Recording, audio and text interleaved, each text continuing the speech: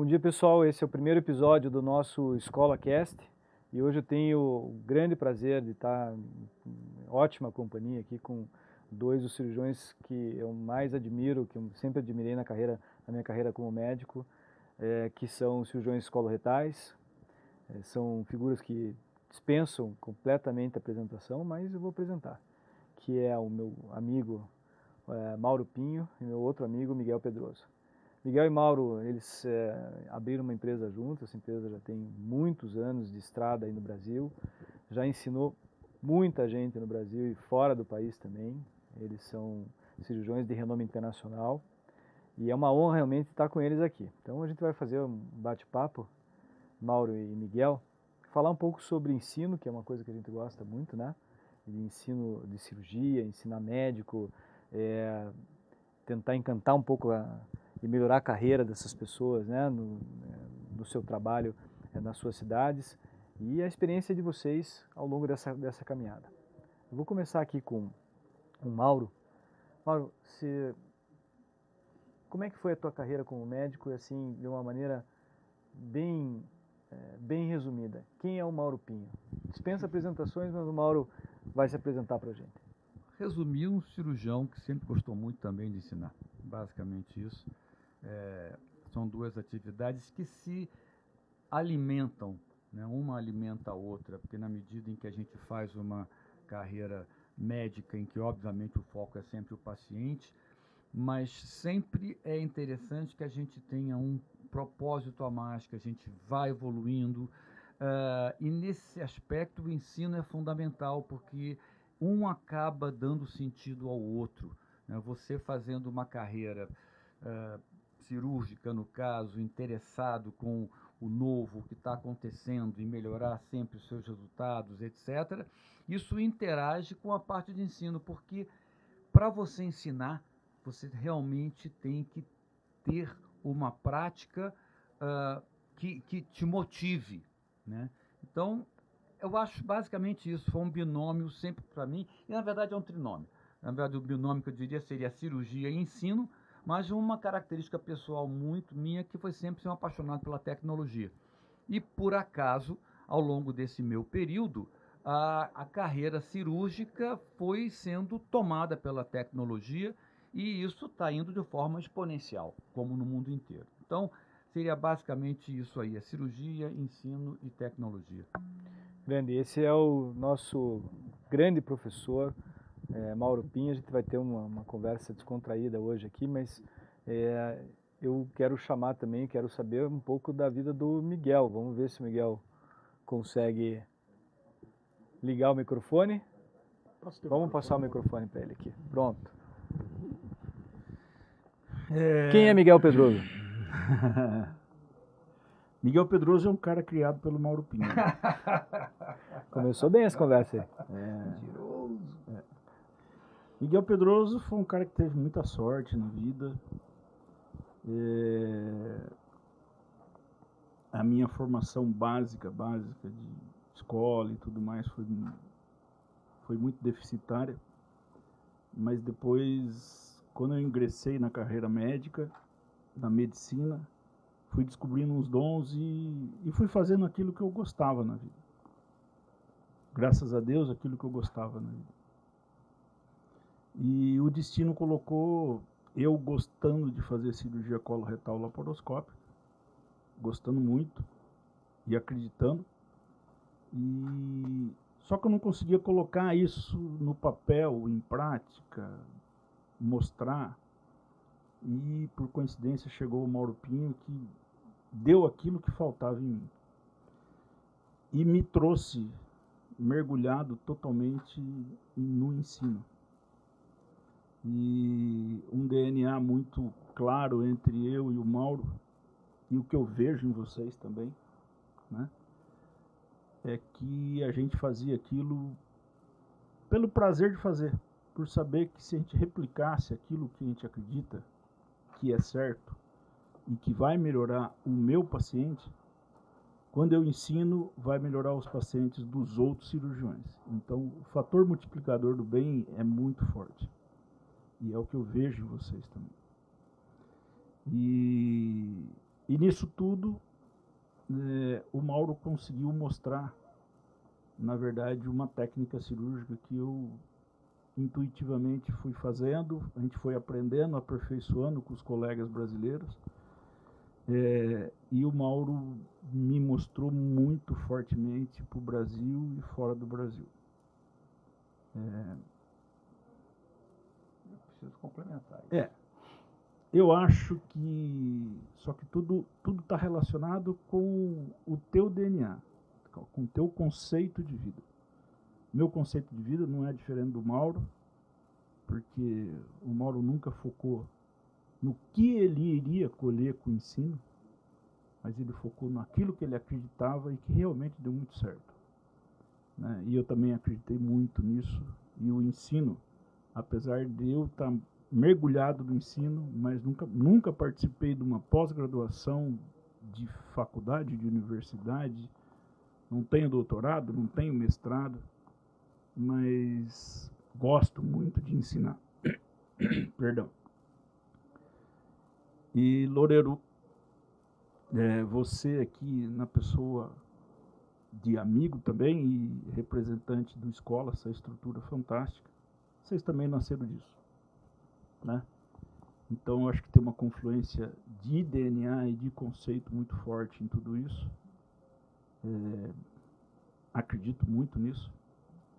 E eu sei que nós estamos começando uma história bem parecida com aquilo que a gente começou em 2003, fazendo o primeiro curso de cirurgia coloretal. Tem réplica, Mauro? Tem complementação, por favor. Não posso deixar de falar isso. Primeiro, você perguntou quem é Miguel Pedroso, é um cara humilde desse que fala isso que ele acabou de falar, né? E segundo, um dado absolutamente de realidade. Para ser delicado, um dos 5 melhores cirurgiões coloretais laparoscópicos do mundo, sem sombra de dúvida. Pode ter igual. Melhor eu não vi.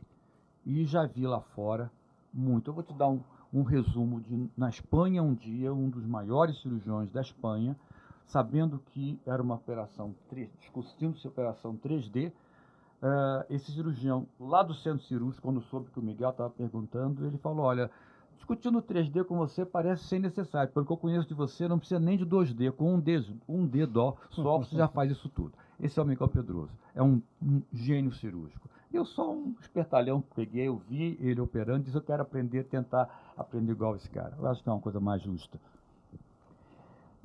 Bom, na verdade, eu estou com o meu microfone aqui, na verdade é emocionante até a gente ver dois caras como vocês, né, que têm uma carreira brilhante e continuam trabalhando juntos, se gostam, se respeitam e conseguem fazer um mais um muito mais do que dois, né? Vocês são muito mais do que 5 cirurgiões explicando, ensinando ao mesmo tempo. Vocês conseguiram fazer isso e eu sei o quanto é difícil, né? Todos nós aqui, a gente vem de várias iniciativas de ensino, o quanto é bonito essa história de vocês, todo mundo que conhece vocês sabe um pouco dessa história e o quanto é importante a excelência na vida de vocês, né? Mas vamos lá, vamos entrar em assuntos, vamos entrar em mais assuntos. Sim. A gente estava conversando há pouco sobre as diferenças. O Brasil é um país que não é novidade para nós, para nenhum de nós, que é cheio de diferenças, que tem altos e baixos e uma distância muito grande entre o alto e o baixo, né? E isso se reflete também na educação cirúrgica, se reflete também na qualidade da cirurgia do Brasil. O Brasil tem grandes cirurgiões como Mauro Pinho e Miguel Pedroso, topo da pirâmide, mas o Brasil também tem muita deficiência de ensino na base da pirâmide, né? Então eu queria saber de vocês dois, o que vocês, depois de tanto tempo de experiência, o que vocês acham que a gente pode fazer para melhorar isso, para diminuir essa distância e trazer a boa prática cirúrgica para todos os rincões desse país? Marcelo, eu acho que a gente está atravessando no mundo um momento muito complicado em relação à cirurgia. Porque como a tecnologia entrou No tempo que todo mundo usava os mesmos instrumentos, né, os instrumentos convencionais, todo mundo era mais ou menos equilibrado, tinha acesso aos mesmos recursos. O que aconteceu a partir da laparoscopia e agora a robótica, etc., é que nós estamos entrando num nível exponencial de evolução em que, falando aí em linguagem da pirâmide, a ponta da pirâmide, a minoria lá em cima dos cirurgiões que tem acesso a isso, consegue se evoluir muito mais do que o corpo e a base da pirâmide. Isso não é uma coisa só aqui no Brasil. O fato é como ensinar algo tão sofisticado para tanta gente, para poder tornar mais ou menos homogêneo a qualidade cirúrgica, a experiência cirúrgica. Nós estamos vivendo ainda um ensino em cirurgia baseado no modelo do século passado, do meados do século passado, que é a residência médica, que nós sabemos ela é essencial, mas ela não está adaptada para abranger, para absorver as novas tecnologias. Então, esse é um grande desafio que precisa ser contornado de alguma maneira, democratizando ao máximo isso, senão nós estamos fazendo uma separação cada vez maior entre aqueles no topo da pirâmide e a base da pirâmide. Esse é um desafio, e não é só nosso, não. Isso, mesmo os países do primeiro mundo, essa questão é muito complicada. Como fazer com que todos tenham acesso à nova tecnologia? Miguel, o que a gente faz para democratizar a excelência da cirurgia? Marcelo, a gente sempre pensou nisso, a gente do Instituto Lubick, que se transformou em manuscrito, Endostreamer e Lapbox. Nessa visão que o Mauro colocou de a ponta da pirâmide, a base da pirâmide, a dimensão do nosso país, né? A gente sempre pensou em facilitar o máximo possível o ensino. Então, o Mauro tem alguns conceitos que ele sempre falava, né?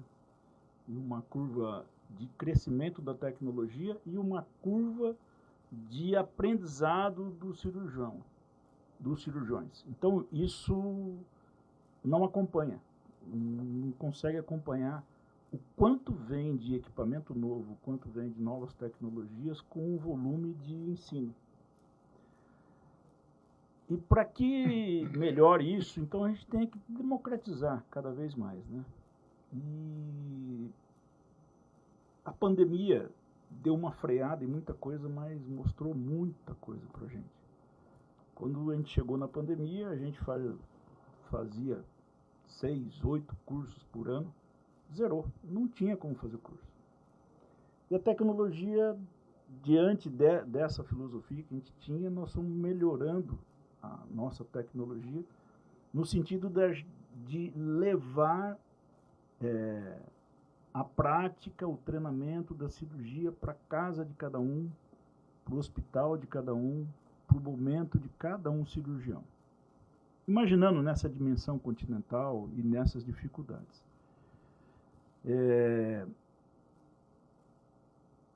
O que me trouxe uma visão diferente, porque quando a gente estava mergulhado na pandemia, a gente falava, bom, jamais vai voltar ao que era. Realmente, jamais ia voltar ao que era o mundo antes. Né? Porque a gente vivia aquele modelo de treinamento, que a gente ia para um centro, treinava e depois ficava ali o conhecimento durante aquelas horas. E eu acho que nós voltamos num momento muito bom, com todo o sofrimento que a pandemia nos colocou.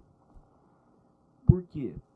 Porque se juntar toda essa filosofia nossa com a filosofia da escola, da metodologia escola, também no sentido de democratizar,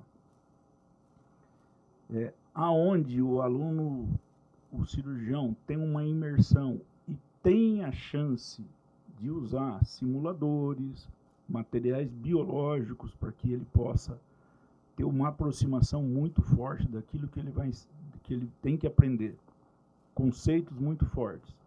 e depois ter à disposição, né, na atividade diária dele, na casa dele, na cidade dele, no hospital dele, ferramentas que somam nessa confluência de escola com o Instituto Lubick, eu acho que se complementa e vem muito de acordo com isso que o Mauro chamou a atenção, né, na dimensão continental e para a ponta da pirâmide, mas principalmente para a base da pirâmide, que é o que mais precisa, né, é o que mais vai precisar. Eu enxergo dessa forma. O Mauro e o Miguel, eles criaram vários itens de tecnologia para ensino, né? E todos eles são muito inteligentes. Então, depois a gente vai mostrar aqui para vocês no nosso podcast, no nosso EscolaCast, o que é a Lapbox, que é uma caixa de treinamento fantástica, simples e muito funcional. Na verdade, quando a gente fala simples, não quer dizer que ela seja simplificada, mas ela torna o treinamento muito mais simples e intuitivo. Eles têm uma plataforma de ensino online, que é o Manuscrito, é uma plataforma por assinatura, e que traz conteúdos extremamente didáticos.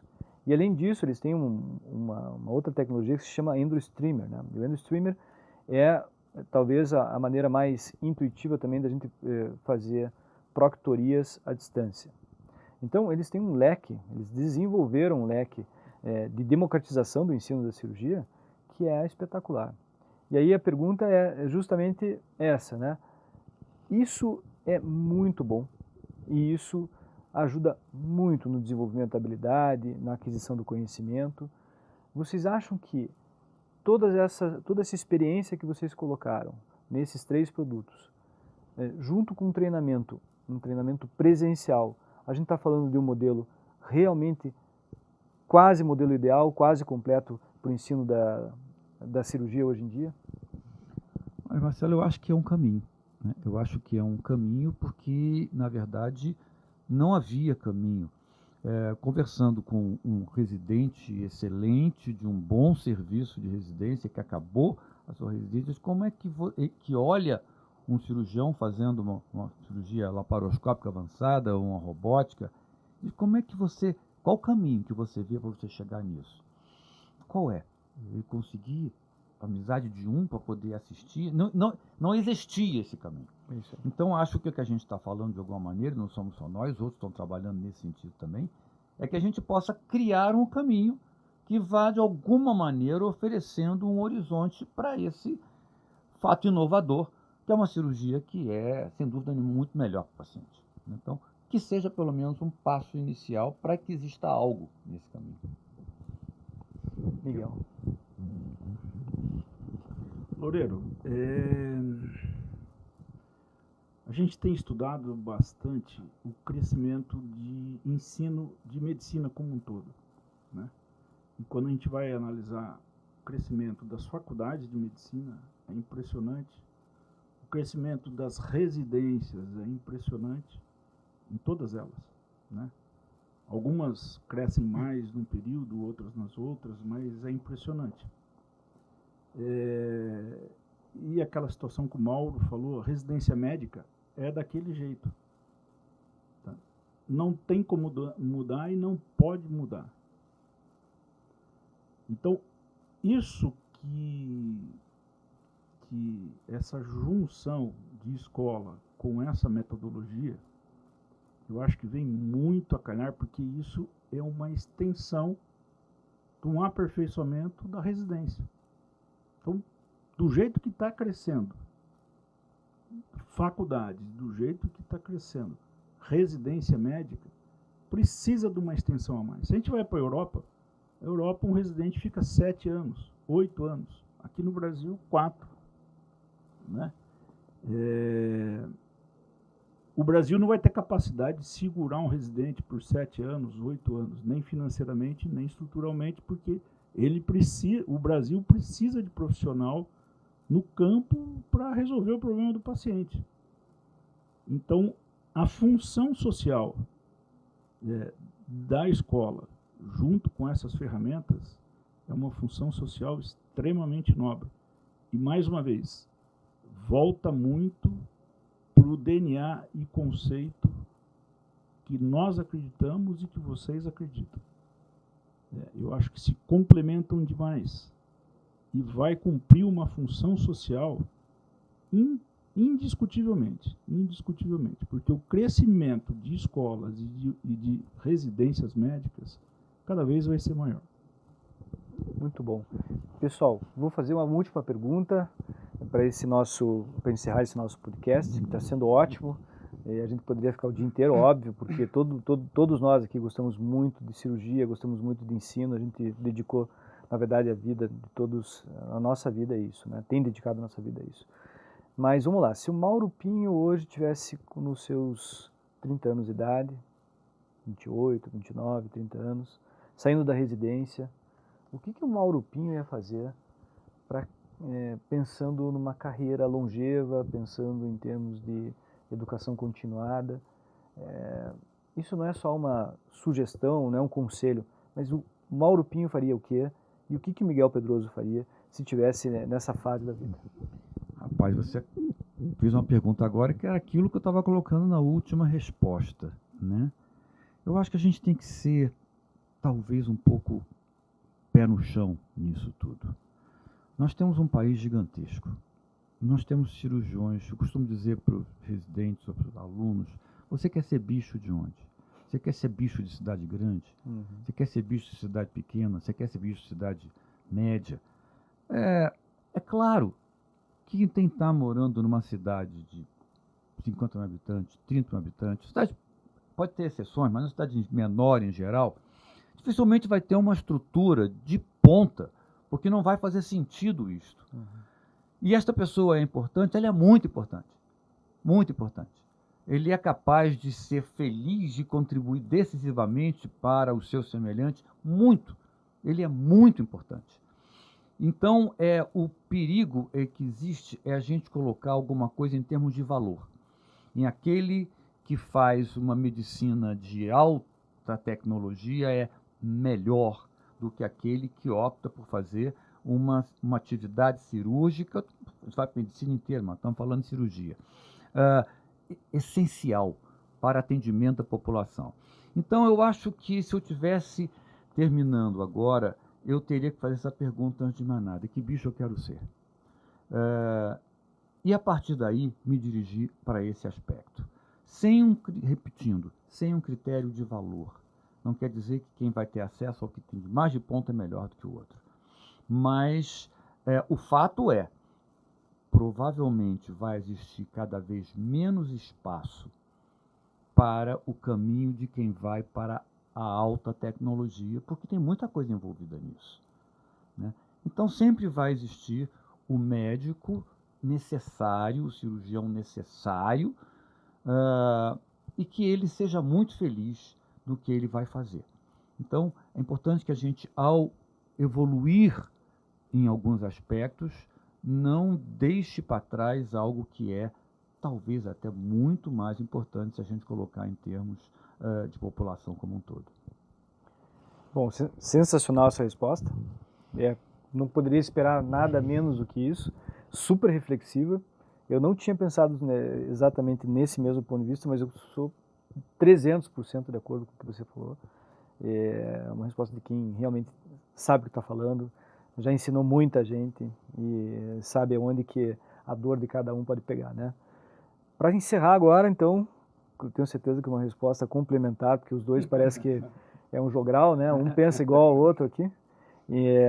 Uma resposta tua: se você, o Miguel Pedroso, hoje estivesse com 27, 28, 30 anos, saindo da residência, o que ele ia fazer para se tornar o Miguel Pedroso que ele é hoje, ou um caminho diferente, como disse o Mauro, né?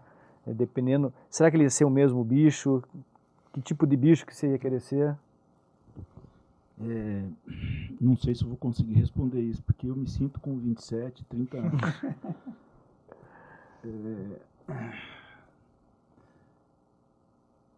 Eu ia querer ser o mesmo bicho que eu sou. Mas assim, não sei se conseguiria, né? Querer é uma coisa, conseguir é outra.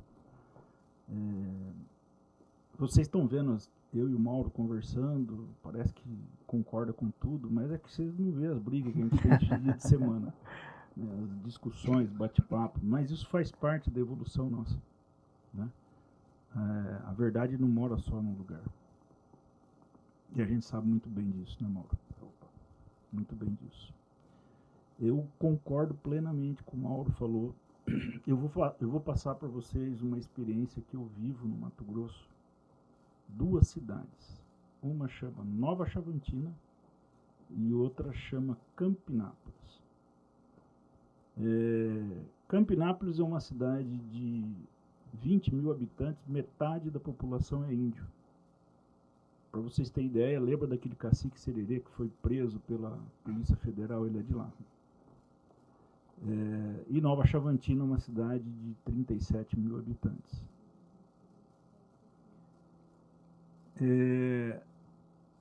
A medicina, um ensino de cirurgia minimamente invasiva, básico, que é o cirurgião fazer uma laparoscopia diagnóstica, numa dúvida de uma apendicite, uma dor abdominal, uma colecistectomia, já traria um benefício imenso para uma população que precisa se deslocar 80, 100, 150 quilômetros de estrada de terra.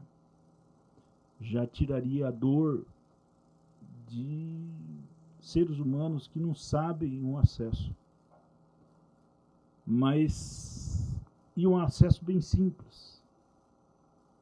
Então, assim, se eu tivesse que começar de novo, talvez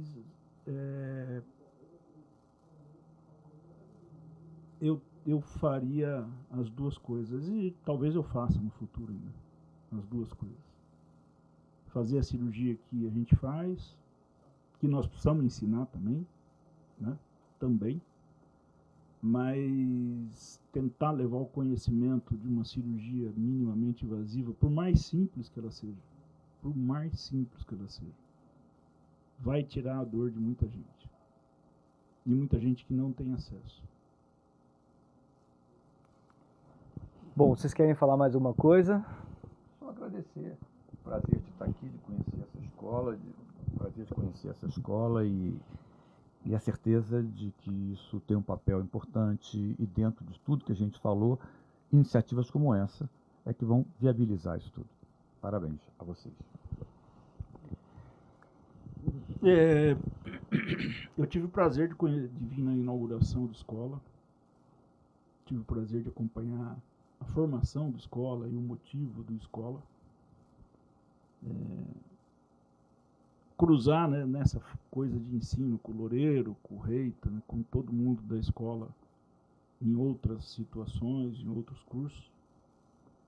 E estando aqui agora, esses dias desse curso, eu tive a clareza e o entendimento muito forte do time fantástico que a escola tem. Tá? O que vocês enxergam aqui e vão ver é o resultado final. Mas para ter esse resultado final, tem uma equipe fantástica por trás, motivada, jovem, querendo fazer o diferente, certo? Querendo fazer o melhor.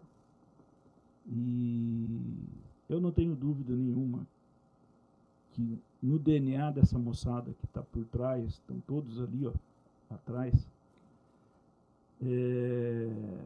tem o mesmo conceito de levar uma melhora para o paciente. Vocês tenham certeza, todo o time que está por trás, por trás não, que pertence à escola, mas não está aparecendo de imediato, tem uma função fundamental.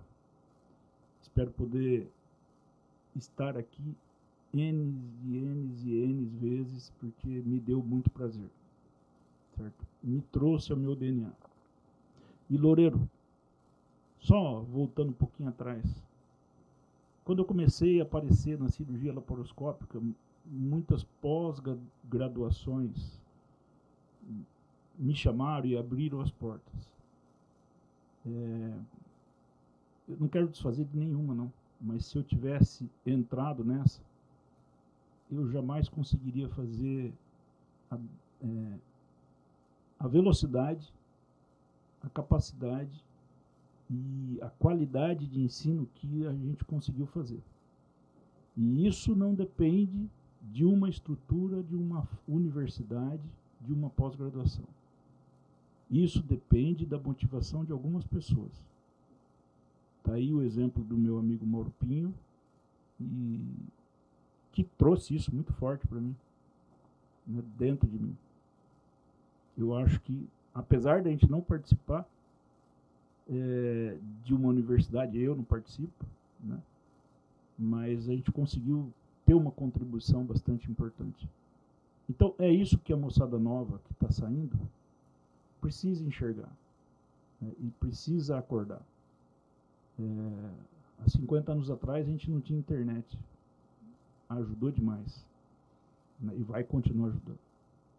Então, não se prendam para aqueles novos de 27, 30 anos, não se prendam aos conceitos que existiam do passado. Você pode fazer melhor. Pessoal, então, em nome da escola, eu só posso agradecer a presença de vocês. Estar do lado de dois monstros sagrados, como os dois, pessoas que eu admiro muito, e basta a gente escutar vocês falando, que não tem como não admirar a trajetória de vida de vocês, o que vocês pensam, a maneira como vocês refletem nesses assuntos que são fundamentais para todos nós médicos. É uma grata oportunidade para mim estar junto com vocês. Vocês são parceiros nossos, eu tenho certeza que a gente vai fazer muita coisa legal junto. E as empresas, para finalizar, elas são as pessoas, né? Então a escola ela está crescendo e de uma forma muito bonita, porque realmente a gente tem um timaço nos bastidores, gente que trabalha com a gente, que gosta do que faz e que eu não vou nem começar a nomear porque infelizmente é muita gente, e se eu falar o nome de alguns e não falar o nome de todos, para que as coisas aconteçam, a gente precisa de todo o trabalho de todos vocês. Então, em nome da escola, eu agradeço a presença de vocês. Em nome de todos que trabalham com a gente, eu agradeço a presença dos dois. E vocês estarão certamente com a gente nessa caminhada e nessa